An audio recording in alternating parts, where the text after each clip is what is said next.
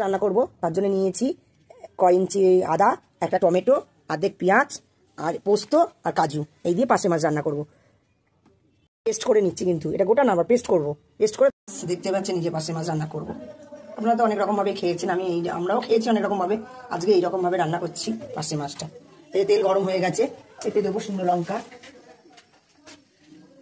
লঙ্কা, কালো জিরে। এইবার দেবো পেঁয়াজ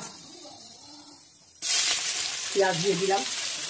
পেঁয়াজের সাথে কাঁচা লঙ্কা, কেন শুকনো লঙ্কা রান্না করছি না, কাঁচা লঙ্কা দিয়ে রান্না করবো। কাঁচা লঙ্কাটা পেস্ট করতে গোটাই দিয়েছি, তুলে দিয়েছি। ব্রাউন কালার মতন হয়ে গেছে। এইবার এই যে পেস্ট করা যে জিনিসটা, পোস্ত, পেঁয়াজ, আদা, রসুন, টমেটো দিয়ে দিলাম।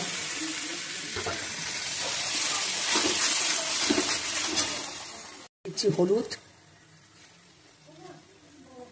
তারপরে দিয়ে দিচ্ছি নুন। এই যে মধ্যে এবার একটু কাশ্মীরি লঙ্কার গুঁড়ো দিয়ে দেবো। হয়ে গেছে দেওয়া। এবার এটা নাড়বো আর বাটি দিয়ে জলটা দেবো। জলটা দিয়ে দিলাম, মশলা কষাচ্ছি, দিয়ে দিয়েছি। আর একটু জল দেবো, বেশি জল দেবো না, আর অল্প জল দেবো, বেশি ঝোল করবো না। দেখুন একটু ফুটে উঠলেই মাছগুলো দিয়ে দেবো। আচ্ছা দেখুন, এইবার মাছগুলো দিয়ে দেবো।